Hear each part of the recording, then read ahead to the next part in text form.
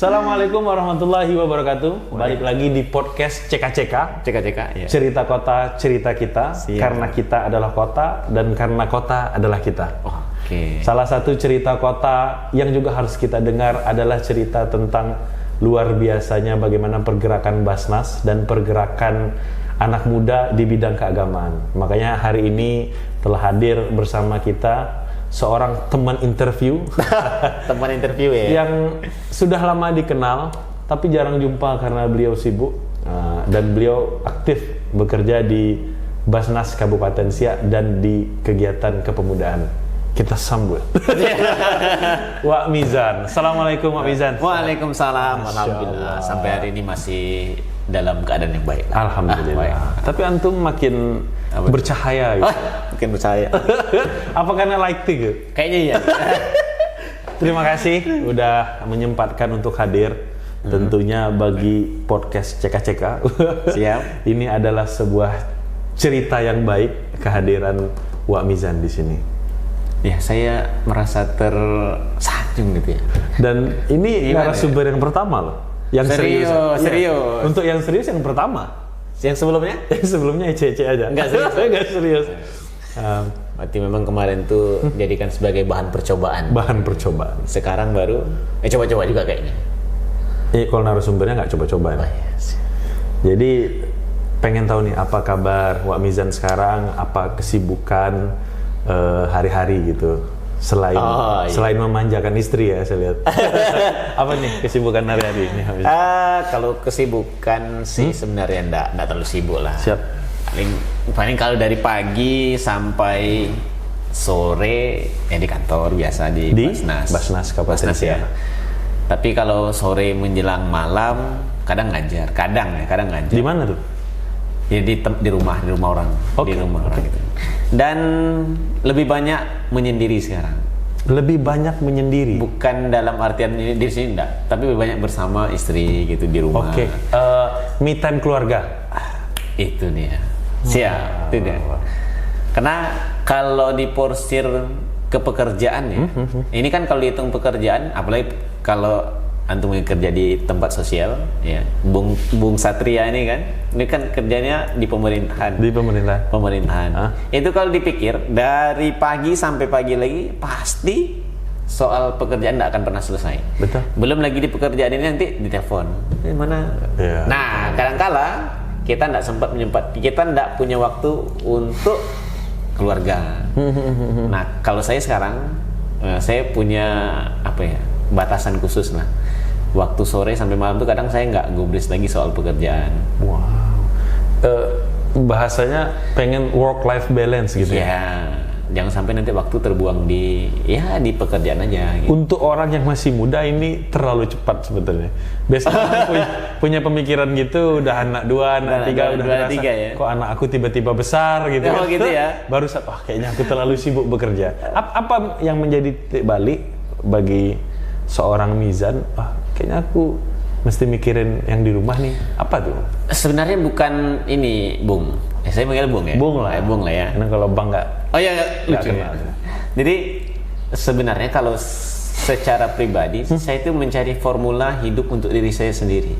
Formula hidup untuk diri saya sendiri gitu. Oke. Karena gini, setiap orang tuh kan sebenarnya dia punya formula, cuman dia nggak mau menemukan gaya hidup mana yang dia pilih. Contoh, kalau seandainya dia terlalu memanjakan pekerjaannya, dia akan sibuk di situ sehingga dia tidak punya waktu untuk mencari kehidupan dia yang lebih baik lah sebelumnya. Karena hidup bukan kerja saja gitu ya. Betul. Kalau dikerjakan, masya Allah, nggak tahu. Tiba-tiba nanti hidup, tiba-tiba kan gitu. Nah jadi saya itu mencari formula hidup untuk diri saya dari sekarang sampai besok-besok gitu, sampai ke depannya. Sehingga nanti yang pekerjaan, kemudian di sisi lain ada hal-hal yang lain yang mungkin bisa menunjang kehidupan kita di masa yang akan datang. Pekerjaan atau misalkan lebih kepada diri saya sendiri. Contoh, kita dulu bebas ya, makan bebas, semua bebas, apapun bebas ya. Tapi kalau sekarang saya batasi semuanya. Batasi dalam arti apa nih? Apakah contoh makanan ya? Kalau misalkan saya contohkan makanan itu saya batasi nggak yang sembarang lagi. Dan kemudian saya memulai gaya hidup yang lebih, kalau misalkan bilang sehat sih nggak terlalu ya. Dan selanjutnya juga olahraga. Saya mengatur waktu itu. Siap. Sampai sekarang alhamdulillah olahraga udah mulai rutin nih, rutin. Dan kemudian saya ke depannya juga pengen nanti jangan di sisi olahraga juga, tapi di sisi keagamaan juga di apa aktif ya? lah, Aktif gitu ya. Yes. Misalkan untuk diri saya sendiri, saya kalau bisa nih puasa rutin lah. Senin Kamis itu masih bisa kita rutinkan ke depannya. Nah, kadang karena ada momen pekerjaan tadi, ini semua kan lewat nih. Betul. Sampai sore kita nggak sempat olahraga. Sampai sore kadang kita udah capek. Itu nyindir saya tuh lebih tepatnya. Saya nggak tahu. Saya nggak tahu kalau Anda merasa tersindir dengan pernyataan saya. Ya betul. Tapi yang jelas gitu, Bung. Formula itu yang ingin saya terapkan dari sekarang. Jangan sampai nanti ke depan menyesal. Kita nggak punya waktu dan kita nggak punya time yang memang betul-betul kita bisa manfaatkan dalam kehidupan. Maksud saya, apakah karena mungkin membaca sebuah buku atau menonton sebuah, atau ada titik balik, kan gini, misalnya kayak saya pun merasakan hal yang sama. Kita sama-sama workaholic, jadi kawan-kawan semua kami ini ya bukan workaholic sebetulnya, lebih ke orang yang bertanggung jawab lah gitu. Nggak bisa kerja setengah-setengah. Momentum apa yang membuat Wak Mizan nih, wah kayaknya aku nih harus mulai. Apa tuh? Satu, kita kan media sosial sekarang kan udah sangat-sangat menjamur ya. Bisa kita lihat YouTube, bisa kita lihat. Dan biasanya orang akan cenderung mengikuti gaya hidup siapa yang dia dengar dan siapa yang biasanya dia baca. Nah, saya secara pribadi, ini ngomong pribadi ya. Dari sisi kesehatan misalkan. Dari kecil kan dulu saya tuh ingat betul saya dari kecil tuh udah kena mahal.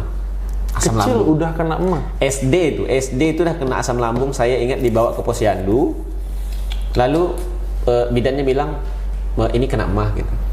SD. Wow. Bayangkan tuh SD. Wow. Dulu kan kita nggak mikir, ya bodo amat lah.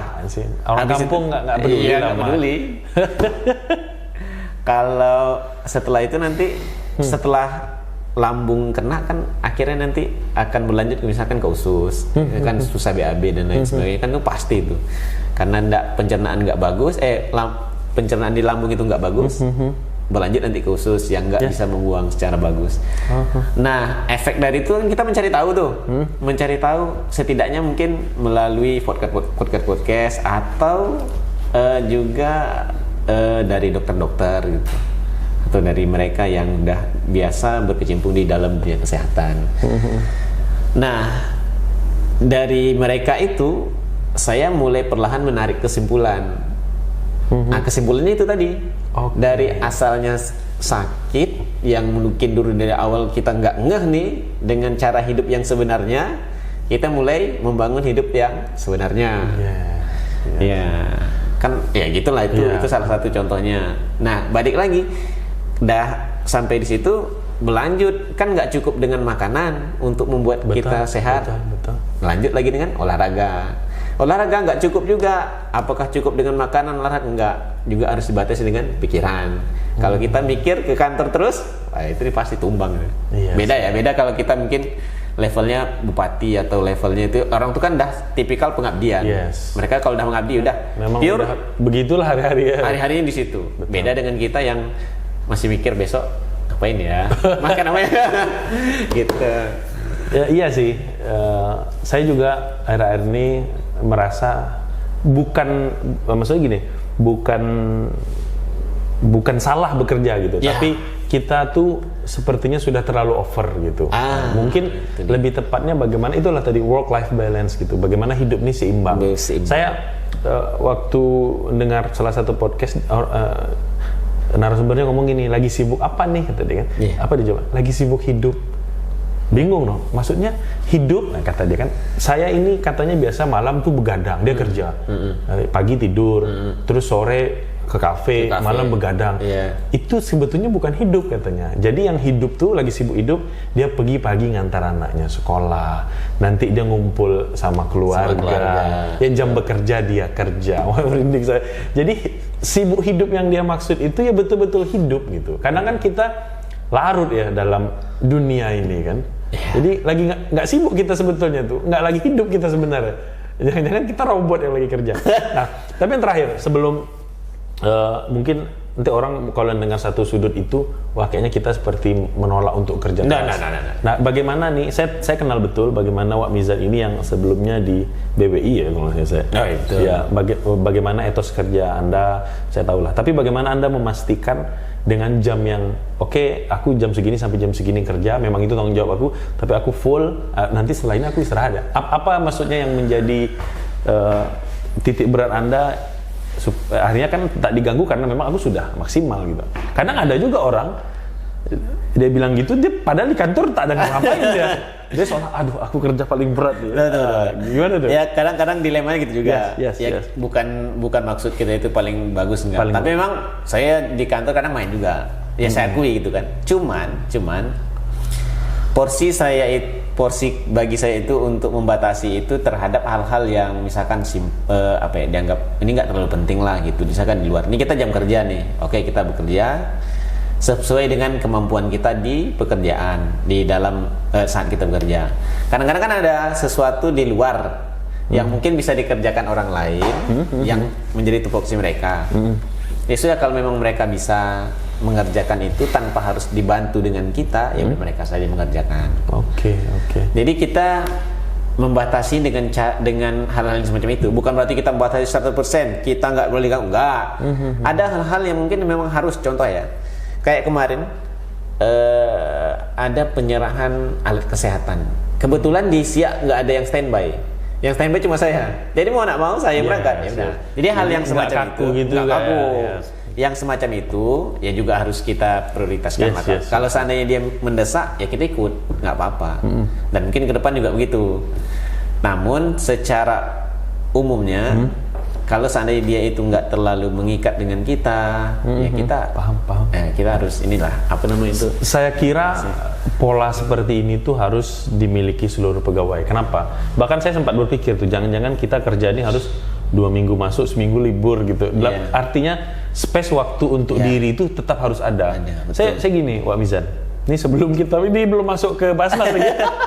Ini saya bilang, ini orang luar biasa. Kalau setiap jumpa dia pasti ada hal baru. Masya. Bukan gitu. Saya di dunia pegawai lah gitu kan, pekerjaan saya di program. Ketika saya hanya menekuni program ini, itu daya imajinasi kreatif saya justru kurang.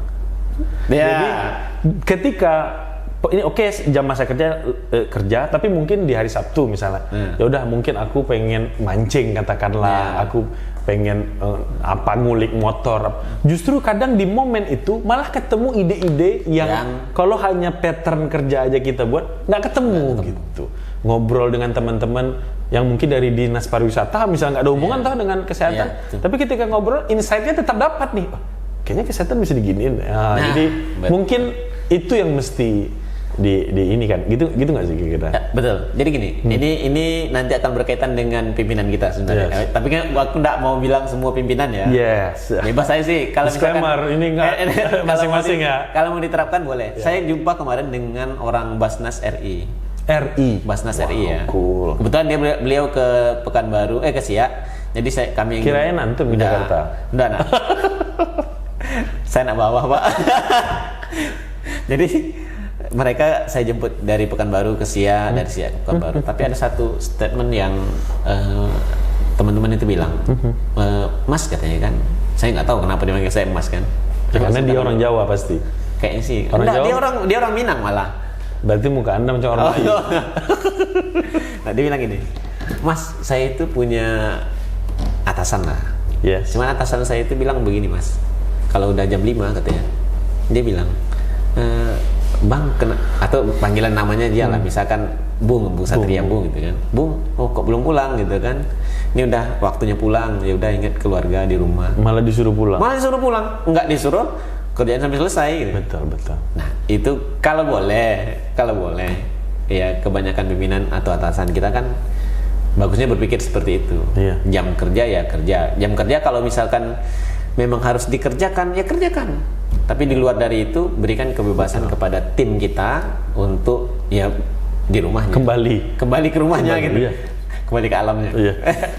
Benar sih, tapi memang juga pegawai bawahan pun harus tahu diri kan. Ya. Kalau dia datangnya jam 12 kan, Nah. tiba ada jam 4, Pak udah waktunya pulang nih kan. Betul. Ya artinya kan ya itulah balance gitu. Maka harus ada kesadaran dari diri Yes. sendiri. Kadang saya mikir gini, Bung, kalau saya kadang mikirnya, ya Allah, kan saya kan sewaktu-waktu ada keluar nih.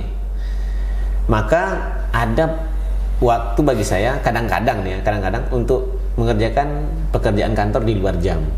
Di Jadi, luar jam. Artinya untuk mengganti lah, mengganti posisi di mana kita, kemarin saya udah ngerjakan ini, tapi kemarin saya nggak ngerjakan ini beberapa jam gitu. Akhirnya diganti lah jam yang lain. Jadi gitulah, kira-kira begitu. Iya. Mudah-mudahan bisa diterapkan sampai besok. Amin.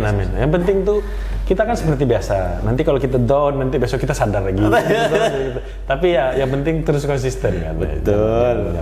Saya pun sekarang lagi menerapkan gitu. Saya ini kan merasa sebetulnya diri saya ini aneh. Tapi saya happy dengan keanehan saya. Dengan pattern. Sebentar. Anehnya tuh bisa gini. Saya tuh kadang suka terpikir, kayaknya enak ya jalan kaki keliling Siak nggak pakai sendal. Kayak gitu. Ada. Misalnya gitu. Baik. Misalnya gitu. Bisa ngerasain bumi Siak gitu. Iya. Nah, ketika saya bekerja dengan standar, kan SOP itu ya di kantor ya, dengan pola yang pattern, saya tuh kehilangan sisi yang itu. Sehingga saya rada stresan. Saya tuh realnya orangnya memang aneh dalam tanda kutip. Saya tuh suka kayak ngelakuin sesuatu yang nggak biasa. Yang nggak biasa. Misalnya camping. Betul. Di sekolah atau apapun lah. Tapi itu membuat hidup. Jadi beda daripada yang lain. Yes. Jadi pembeda abadi lah ya. Cuman orang banyak nyebutnya aneh sih. Iya aneh sih. Jangan sampai gila. Oke. Wah ini kalau dilanjutin nih nggak selesai nih. Tapi baik. Kawan-kawan semua, tadi mungkin sedikit bayangan lah gambaran bagaimana perasaan kami hari ini yang ternyata nyambung. Makanya kami pun nanti ada project nantiin aja. Insya Allah. Nah, kita mau tahu nih, Basnas itu apa sih? Gitu. Mungkin banyak anak muda di luaran sana atau bahkan mungkin orang yang rada tuaan gitu nggak tahu apa sih Basnas gitu. Mungkin secara sederhana gimana tuh? Tapi jangan diplesetin jadi ya. Bisnis. Bisnis. Oh iya. Iya ya. Basnas lebih dekat dengan bisnis gitu. Ada yang presiden gitu? Enggak, kami aja. Nah, kalau ada kacau Anda.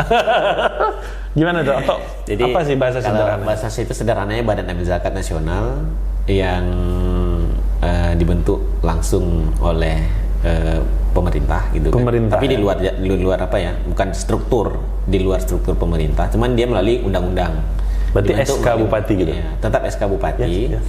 Dan kemudian setelah undang-undang itu diturunkan, kemudian baru seperti MUI lah. Oh. Layaknya seperti MUI. Habis itu dia independen. Independen. Dia mengerjakan atau mengelola proyeknya sendiri. Proyeknya apa? Proyeknya zakat, infak, sedekah. Zakat, infak, sedekah. Kemudian dana-dana sosial lainnya. Dana sosial. Itu yang dikelola. Yang disalurkan ke Basnas gitu. Bukan disalurkan. Bahasanya serahkan, dititipkan kepada Basnas, kemudian disalurkan kepada mustahik, orang yang berhak menerimanya. Secara gampang itulah Basnas. Apa-apa aja tuh yang disalurkan ke Basnas? Kadang kan ada tuh yang bingung, apakah misalnya ketika mereka zakat fitrah itu ke Basnas juga? Ini kan katakanlah pertanyaan awam. Atau zakat harta, atau apa yang sampai? Nah, secara syariat mungkin dia boleh diambil oleh masing-masing amil di luar, baik itu zakat mal ataupun zakat fitrah. Tapi di negara kita yang menjadi amil itu harus yang terregistrasi melalui Basnas. Contohnya masjid, misalkan masjid. Jadi amil masjid tuh harusnya wajib. Sebenarnya dia kalau hari ini kan mungkin belum teredukasi semua ya. Tapi sudah perlahan kami masuk ke masjid.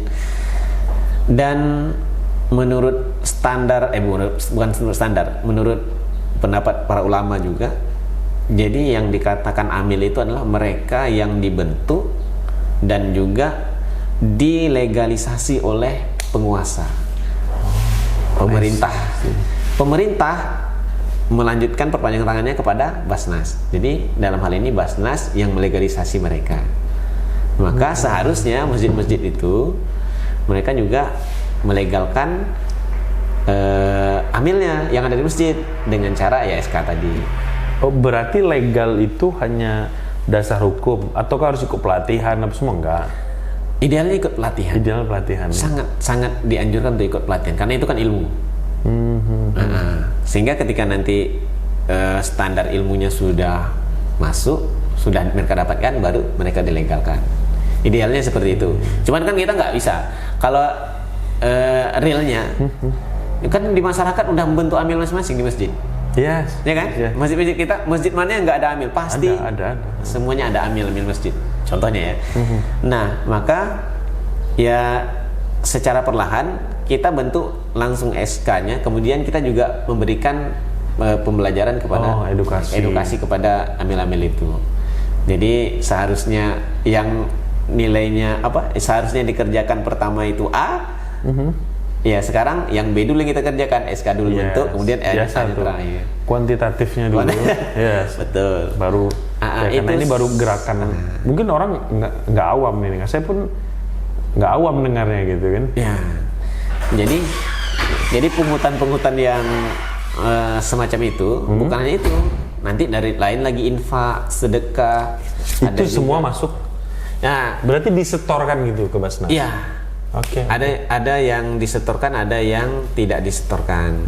Tidak disetorkan nih, nah, disetorkan langsung balik gitu. Nih, di Basnas itu idealnya semuanya disetorkan dulu, kemudian ada yang dikembalikan ke pemiliknya gitu. Maksudnya dikembalikan kepada amilnya masing-masing. Tapi dalam hari ini itu kan belum bisa diterapkan secara utuh. Maka pencatatan di Basnas itu ada dua. Ada yang on balance sheet, ada yang off balance sheet. On balance sheet itu adalah pencatatan yang memang mereka dari, kalau kami bilangnya UPZ, unit pengumpul zakat. UPZ itu mengumpulkan, kemudian disetorkan ke Basnas, kemudian kami kembalikan ke UPZ itu kembali. Dan kalau seandainya mereka yang belum bisa menyetorkan langsung ke Basnas, maka pencatatan itu tetap dilaporkan ke Basnas. Itu jadikan catatan di luar neraca, off balance sheet. Berarti nggak terhitung masuk ke Basnas gitu? Tidak terhitung di on balance sheet-nya, tapi terhitung di off balance sheet-nya. Dengan harapan ke depan semuanya on balance sheet. Karena memang kita di Basnas kan penampung nih, tapi kan kita kembalikan lagi. Bukan habis ke Basnas sudah selesai gitu, enggak. Tapi dari Basnas kemudian kita kembalikan lagi ke masyarakatnya. Berarti kan uang yang katakanlah ya melalui pintu-pintu tadi kan, zakat, kemudian dan seterusnya itu masuklah ke Basnas. Kemudian Basnas, saya lihat kan ada beberapa, katakanlah saya nyebutnya entah program atau apapun lah. Pertama mungkin kasih dulu tahu siapa aja yang berhak menerima saluran Basnas ini kan, 8 mustahik atau gimana tuh bahasanya tuh? Kalau dia zakat, ini zakat dulu. Catatan zakat itu adalah untuk 8 asnaf. Zakat ya? Zakat ya. Ini dia kalau zakat mutlak di 8 asnaf ya. Nggak boleh keluar dari 8 asnaf. 8 asnaf itu. Berarti duit itu ini zakat nih, sedekah kayak gitu duit. Dibagi kolomnya, rekeningnya pun beda. Yes, rekening zakat, rekening infak, rekening kurban ya, lain lagi tuh. Ceritanya dia beda-beda tuh. Karena jujur masyarakat awam pasti memandangnya seperti satu kesatuan gitu. Enggak sama. Jadi kalau di zakat itu dia mutlak di 8 asnaf. 8 asnaf itu fakir, miskin, amil. Miskin, amil kan. Kemudian mu'alaf. Kemudian fisabilillah, ibnu sabil, ghorimin. Fisabilillah, berapa? Ibnu sabil, ghorimin, satu lagi. Apa ya satu lagi? Janda. Bukan, janda nggak masuk. Nggak masuk. Janda kalau dia miskin masuk. Oh gitu. Janda kalau dia miskin masuk. Ini tapi kalau asnaf janda nggak ada. Budak. Ya, rikob. Itu rikob. Rikob itu budak. Tapi kita nggak ada budak dong. Pembantu boleh? Nggak boleh. Jadi kalau budak di zaman sekarang itu, mau dijelaskan? Iya sih lah. Tipis lah. Kalau budak di zaman sekarang itu diartikan dengan orang-orang yang tertawan. Misalkan tawanan perang gitu ya? Tawanan perang. Itu saudara-saudara di Palestina termasuk kan ya? Bisa masuk ke dalam itu. Karena budak sekarang kan nggak ada lagi kayak budak yang dulu kan harus dimerdekakan. Nggak ada. Jadi budak yang diartikan oleh ulama sekarang ya ada salah satunya tawanan perang itu. Kemudian mungkin kasih gambaran apa-apa aja yang entah bahasanya entah program atau yang sudah disalurkan selama ini oleh Basnas? Banyak. Oke. Ya. Baik, kalau yang udah disalurkan Basnas itu banyak banget. Karena nggak boleh, duit itu nggak boleh stay situ ya. Nggak boleh. Mungkin ada yang seuzon ini masukkan bank lu katanya gitu-gitu. Ada juga gitu, Pak. Ya, kalau itu sebenarnya gawean wakaf yang kayak gitu. Oh, itu wakaf. Beda ya. Beda ya. Karena kalau nanti kalau itu wakaf panjang nih. Karena wakaf lain itu lagi idealnya mereka bisnis. Iya. Nah, itu bedanya tadi. Karena harus menambah gitu ya. Bukan menambah. Wakaf Berputar. Wakaf itu dia tertahan, harta yang tertahan. Jadi kalau misalkan kita punya harta 5.000, harta 5.000, maka macam mana supaya 5.000 ini bisa beranak? Karena nanti yang disalurkan itu anaknya, bukan yang 5.000. Hartanya. Bukan yang 5.000 ini. 5.000 tetap ngendap. Contoh lu punya ruko terus diwakafkan, disewain, hasil sewanya Hasil itu sewa yang disalurkan. Oke, itu wakaf. Itu kalau wakaf ya. Itu kalau cerita wakaf. Ya. Maka kalau cerita wakaf itu sebenarnya enak. Karena ceritanya akan berujung ke bisnis. Nah, baru cocok bisnisnya. Cocok bisnis, bukan Basnas. Tapi kalau Basnas sih Basnas murni ini, lah ya, murni. Ya, dia itu ada segmennya beberapa. Kalau di SIA ini kan ada namanya SIA cerdas untuk pendidikan. Itu untuk pendidikan. Kemudian berarti pendidikan anak-anak yang tidak mampu lah gitu ya. anak yang tidak mampu. Kemudian ada SIA sehat untuk kesehatan. Siap sehat ini untuk kesehatan yang tidak ditanggung BPJS gitu ya. Dia Gimana ditanggung BPJS, cuman kalau di Basnas dia membatasi sampai ke titik mereka yang hanya biaya pendamping pasien. Pendamping pasien, karena kan dari tanggung BPJS nih. Ya, Dan juga pengobatan ditanggung BPJS. kadang ada pemerintah juga yang nanggung. Iya, jam kan? kesmas atau jam Nah, kesda. itulah. Jadi kita nanggung di pendampingannya dan transportasi kalau misalkan dia dari sini ke Pekanbaru. Alright. Atau dari sini ke Jakarta gitu. Kemudian ada lagi Siap Peduli. Siap Peduli ini segmennya banyak. Itu tadi yang lebih cocok disebut cocok kepada mereka yang mohon maaf kurang mampu, miskin gitu kan. Nah, ini Itu bulanan gitu. Itu yang bulanan tuh bukan. Ada juga yang bulanan, ada yang dia per periode per 3 bulan, triwulan. Per 3 bulan. Ada juga yang dia tanpa maksudnya tiba-tiba incidental. Dia kebutuhannya mendesak. Jadi boleh hitung per hari. Contoh apa? Beli mobil gitu? Oh, nggak boleh. Kalau beli mobil bisa aku duluan ya. Mendesak nih, saya nggak ada mobil ya. Mendesak tuh misalnya Gini. bencana gitu ya? Atau Salah satunya itu. Cuman kan kalau kita masukkan ke bencana nanti dia infak. Iya. Nah, tapi kalau ke zakatnya yang dia per triwulan di Basnasia ini kami ada penyaluran itu per 3 bulan atau per 4 bulan kadang. Nah, penyaluran itu diberikan kepada masyarakat kurang mampu di setiap kecamatan. Dana zakat itu berbentuk duit. Kalau kemarin itu masih berbentuk barang dan duit. Ada yang bentuk barang. Barangnya apa? Beras, sembako. Sembako. Oke. Dan juga ditambah dengan duit. Plus duit. Ya, plus dengan duit. Ada juga yang cuma barang tok. Macam-macam lah, tergantung dari masing-masing kecamatan. Karena dana itu dan zakat itu sebenarnya dari dana zakat kecamatan dan kemudian dia kalau kecamatan dia akan kembali ke kecamatan dibalikan itu lagi juga. ke kecamatan. Nah, itu dia. Dan kalau misalkan yang dia insidental, contohnya nih tiba-tiba sakit, misalkan tadi masukkan ke sehat, tapi kan kalau masalah kebutuhan dia kan cepat. Atau misalkan dia belum makan, anggaplah dia belum makan kan? Dia belum makan 1 harian suntuk, atau dia punya tetangga yang belum makan 1 harian suntuk karena nggak ada uang apa gitu. Ada uang, ya boleh ya? Boleh, dan itu bisa. Kita survei memang betul-betul pernah ada yang melapor. Jadi kejadiannya itu laporan malam kepada ketua melapor bahwasanya ada nih mustaik yang belum makan gitu, yang belum dapat. Akhirnya besoknya kita survei dan kita temui orangnya. Langsung kasih jamin itu juga. Kita berikan itu. Nah, ada juga yang dia misalkan hanya setahun sekali. Karena kadang anggarannya besar gitu, seperti rumah layak huni. Oke, ada ya? Ada. Itu masukkan ke Siap Peduli juga, rumah layak huni. Cuman kan dia nggak bisa banyak kalau rumah layak huni karena anggarannya besar. Pernah bantu WC juga? Betul. Iya, Dinkes ya. Oh iya. Nah, rumah layak huni itu salah satu contohnya, WC juga. Tapi itu ya orang terkategorikan lah ya. Ya, orang yang kita survei, kita kategorikan kurang mampu, mereka tidak mampu, ya mereka berhak untuk mendapatkan itu. Saya ngebayangin kalau memang pengumpulan zakat nih disadari banyak orang gitu, misalnya betul-betul lah gitu, terus apalagi Basnas nih dah tahu lah gitu dan bisa dibuat sasarannya tuh tepat gitu. Saya ngebayangin indah kota kita itu ya. Gini ya, Islam itu punya 2 tools loh. Apa tuh? 3 malah. Tools yang pertama tools jangka panjang. Tools yang kedua tools jangka pendek. Penengah. Ada yang menengah, ada yang pendek. Yes. Iya gitu lah. Tahu jangka panjangnya di sisi mana? Apa tuh? Wakaf. Wakaf itu jangka panjangnya umat Islam. Oke. Bayangkan coba, kalau Bung mau naik hajinya cuan, itu berangkatnya dari Aceh. Cuannya artinya apa nih maksudnya?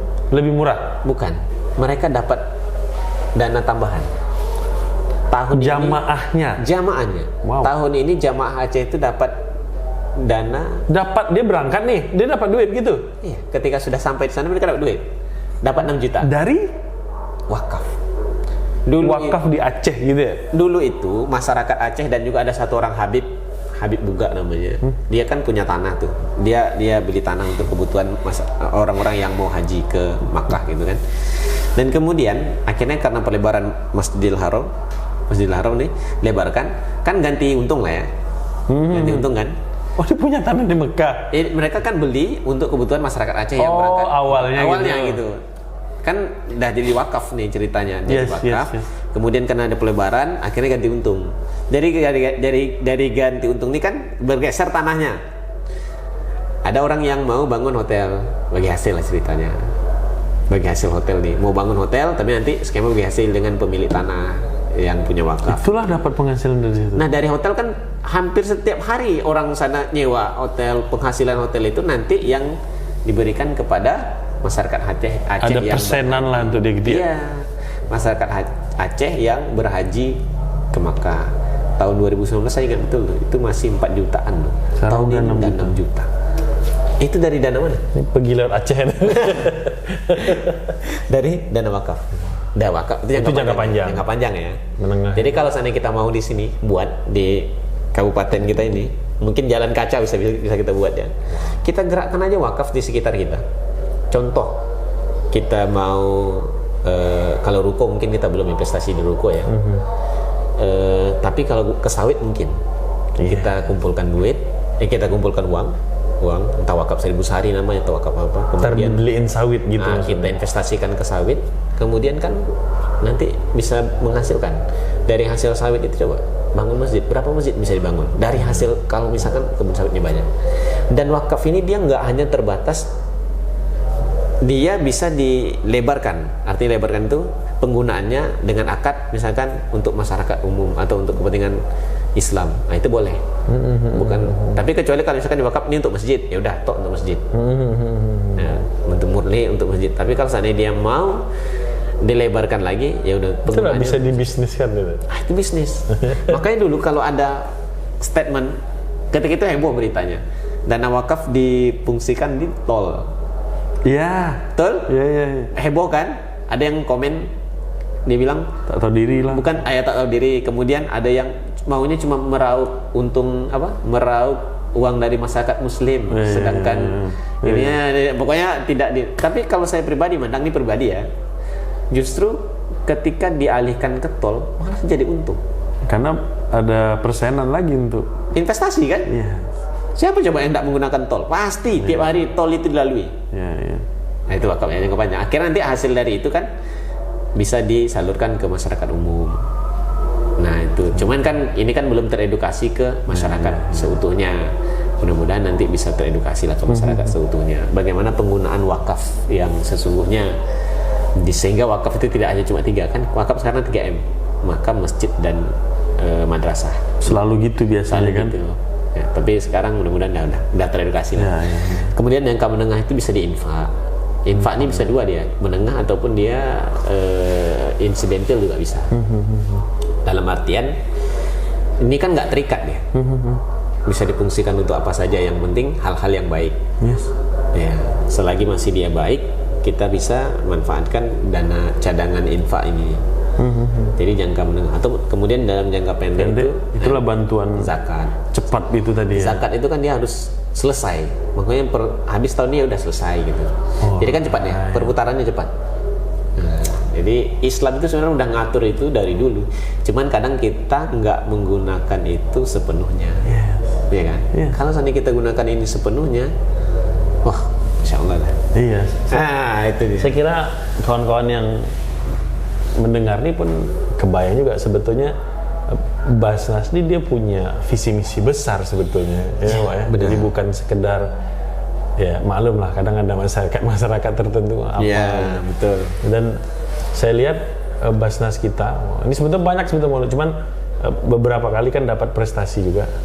Apa-apa aja tuh yang sudah pernah mungkin yang Wak ingat gitu, yang khususnya yang viral terakhir ini kan bantuan untuk Palestina itu, yang 3 miliar ya? 3 miliar sampai kena panggil ke ini ya katanya. Betul.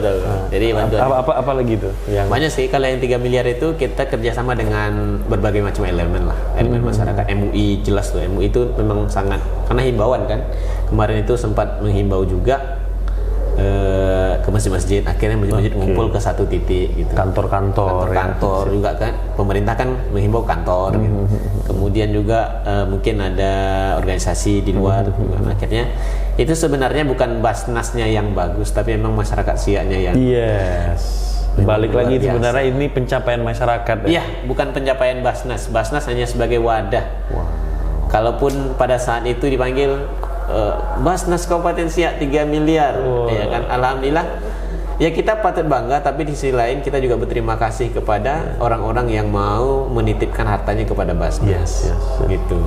Dan memang saya lihat juga Basnas ini kan dia artinya bukan sekedar aja. Saya tengok juga pegawai-pegawainya di-upgrade, kalian juga didampingi oleh Badan Pengawas Keuangan dan seterusnya gitu-gitu ya. Semuanya jadi sangat.